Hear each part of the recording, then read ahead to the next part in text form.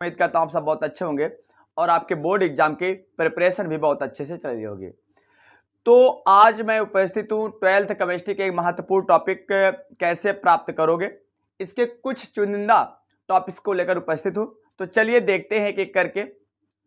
तो पहला इसमें है मेथिल आयोडाइड से एथेन का निर्माण कैसे करेंगे, दूसरा है बेंजिल डिहाइड से मेटा बेंजिल डिहाइड का निर्माण कैसे करेंगे, तीसरा है एथिल एल्कोहल से ईथर का निर्माण कैसे करेंगे और चौथा है एथिल एल्कोहल से एथीन का निर्माण कैसे करेंगे।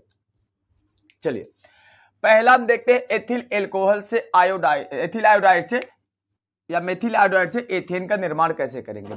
तो इसके में प्रयोग क्या होगा, इसमें उलट जब क्रिया अगर आपने पढ़ा होगा, उलट जब क्रिया क्या होता है, एल्किल हैलाइड के दो अणु होते हैं, शुष्क ईथर की उपस्थिति में सोडियम के दो अणु से जब क्रिया कराते हैं तो एल्केन बनता है। जब कभी भी एल्किल हैलाइड से एल्केन बनाना आएगा तो आप वहां पर उलट जब क्रिया लगा दीजिएगा। तो यहां पर क्या होता है, एल्किल हैलाइड के दो अणु लेंगे अर्थात मेथिल आयोडाइड के दो अणु लेंगे।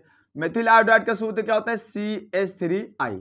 इसके दो अणु लेंगे, शुष्क ईथर की उपस्थिति में सोडियम का दो अणु लेंगे। अब देखो मेथिल आयोडाइड का एक अणु ले लिए, दूसरा अणु इधर ले लीजिए और इसको थोड़ा उल्टा लिख दीजिए ICH3, जिससे आपको अच्छे समझ में आ जाए। देखो यही CH3I को हमने उल्टा लिख दिया। अब यहां से दो I और दो Na, सॉरी किसकी उपस्थिति में, शुष्क ईथर की उपस्थिति में, पहले यहां लिख देते हैं शुष्क ईथर की उपस्थिति में।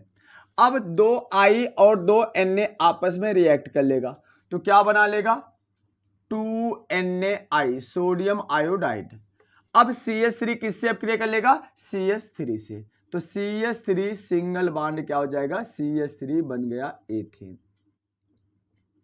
इतनी बातें समझ में आई।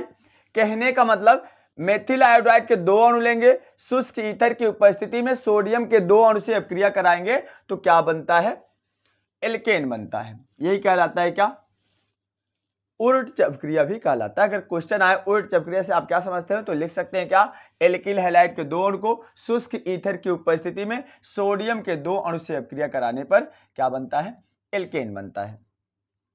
अब अगला क्वेश्चन है बेंजिल डिहाइड से मेटा बेंजिल डिहाइड। देखो बेंजिल डिहाइड मतलब पहले बेंजीन बनाएंगे, बेंजीन का स्ट्रक्चर।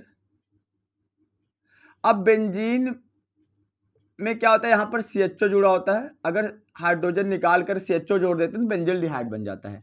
जब बेंजिल डिहाइड को, क्योंकि मेटा बेंजिल डिहाइड बनाना है, बेंजिल डिहाइड की अपक्रिया कराएंगे, ठीक, किसकी उपस्थिति में, meta nitro benzaldehyde, sorry यहां पर होना चाहिए meta nitro benzaldehyde, meta nitro benzaldehyde, benzaldehyde, meta nitro benzaldehyde. अब यहां पर कराएंगे अपक्रिया HNO3 से, किसकी उपस्थिति में, सांद्र H2SO4 की उपस्थिति में, सांद्र H2SO4 HNO3। अब यहां से देखिए एक H और एक OH, यहां से निकलेगा OH और यहां OH और यहां पर मेटा का मतलब होता है तीसरे कार्बन से, बेंजीन के तीसरे कार्बन से H निकलेगा और यहां से एक OH निकलेगा तो क्या बना लेगा, H2O। H और OH मिलकर क्या बना लेंगे, H2O।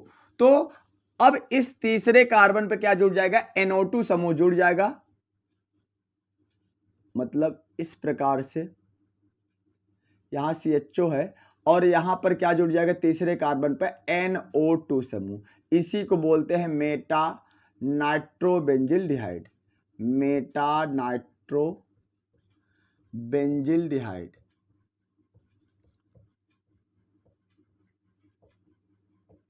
फिर से समझिए, देखिए जब बेंजिल डिहाइड की अपक्रिया सांद्र H2SO4 की उपस्थिति में HNO3 से कराते हैं तो मेटा नाइट्रो बेंजिल डिहाइड बनता है। तो यहां से होगा क्या, एक H और एक O, तो OH समूह यहां से निकलेगा, यहां से हाइड्रोजन निकलेगा, जल बना लेगा और जो NO2 बचा है वो जुड़ जाएगा तीसरे कार्बन पर, बेंजीन के तीसरे कार्बन पर। इतनी बातें सबको समझ में आई। चलिए अगला देखते हैं एथिल एल्कोहल से ईथर और एथिल एल्कोहल से एथीन। दोनों एथिल एल्कोहल से बनाना है। देखिए दोनों में उत्प्रेरक सेम होगा, सिर्फ अंतर क्या होगा, इसको जो है 413 केल्विन पर गर्म करेंगे तो ईथर बनेगा, अगर एथिल एल्कोहल को 443 केल्विन पर गर्म करेंगे तो एथीन बनेगा। एथिल एल्कोहल के इसमें दो अणु लेंगे, देखो एथिल एल्कोहल के दो अणु C2H5OH प्लस, अब C2H5 का दूसरा अणु हम इसको उल्टा लिखते हैं, HOC2H5, ये एथिल एल्कोहल है, एथिल एल्कोहल। अब क्या होगा, सांद्र H2SO4 की उपस्थिति में, सांद्र H2SO4 की उपस्थिति में यहां से H और यहां से OH क्या बना लेंगे, H2O बना लेगा, और कितने डिग्री पर, याद रखना 413 केल्विन पर।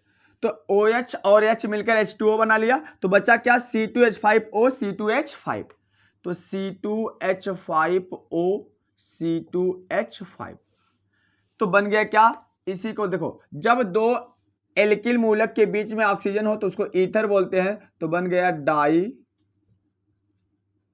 Ethyl ether, die ethyl ether बन गया।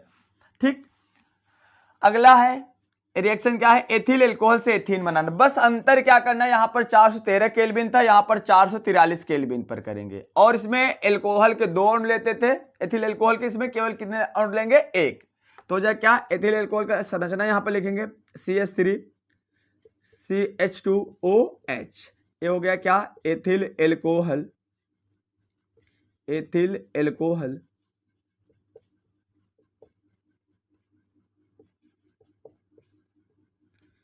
सांद्र H2SO4 की उपस्थिति में, सांद्र H2SO4 की उपस्थिति में 443 केल्विन पर जब गर्म करेंगे, देखिए यहां से क्या होगा, एक H निकलेगा यहां से और एक यहां से OH, H और OH मिलकर क्या बना लेंगे, H2O, बचा क्या यहां पर CH2 और यहां पर CH2, तो हो जाएगा CH2 double bond CH2, CH2 double bond CH2 हो जाएगा, इसको बोलते हैं क्या, एथीन। समझ में आया, देखो यहां से एक H निकलेगा और यहां से क्या निकलेगा, OH, जल का अणु बना लेगा, और बचे क्या, CH2 डबल बॉन्ड CH2, तो इसका स्क्रीनशॉट लीजिए। तो आज का वीडियो सेशन कैसा लगा दोस्त, अगर वीडियो सेशन अच्छा लगा हो तो वीडियो को लाइक कर दीजिएगा, अगर चैनल से नए जुड़े हो तो चैनल को सब्सक्राइब करना बिल्कुल ना भूलिएगा। अगर अभी तक आपने बोर्ड एग्जाम की अच्छी से तैयारी नहीं की है तो आप बिल्कुल घबराने की कोई जरूरत नहीं है आपको, क्योंकि मैं आपके लिए उपस्थित हूं और आपके पूरे बोर्ड एग्जाम की अच्छी से अच्छी प्रिपरेशन करूंगा। अभी तक रेगुलरिटी कुछ दिन से वीडियो नहीं आ रहा था, तो आज से अब वीडियो रेगुलर आएगा और चैनल से जुड़ जाएगा। अगर चैनल पर नए जुड़े हो तो चैनल को सब्सक्राइब कर लीजिएगा। बाकी अगर अभी तक मैंने फिजिक्स का, केमिस्ट्री का महत्वपूर्ण टॉपिक्स को कवर कर चुका हूं, बहुत सारे महत्वपूर्ण टॉपिक्स को, डेरिवेशंस को, इंपॉर्टेंट क्वेश्चन को कवर कर चुका हूं। अगर अभी तक आपने नहीं देखा है तो प्ले लिस्ट जाकर विजिट करिए, और यूपी बोर्ड एग्जामिनेशन 2024 का एक प्ले लिस्ट बना है, उसी में जाकर आप हर सब्जेक्ट की, चाहे 10th हो चाहे 12th हो, उसकी अच्छी से अच्छी तैयारी कर सकते हैं। अगर आप 11th के भी आपके आसपास के स्टूडेंट हैं उन तक भी शेयर करिए, क्योंकि यहाँ पर 11th के भी अच्छे से अच्छे वीडियो अपलोड किए जा चुके हैं और आगे भी आते रहेंगे। ऐसे ही प्यार और सपोर्ट बनाए रखिएगा दोस्त। फिर मिलते हैं, लव यू दोस्त, बाय बाय, टेक केयर।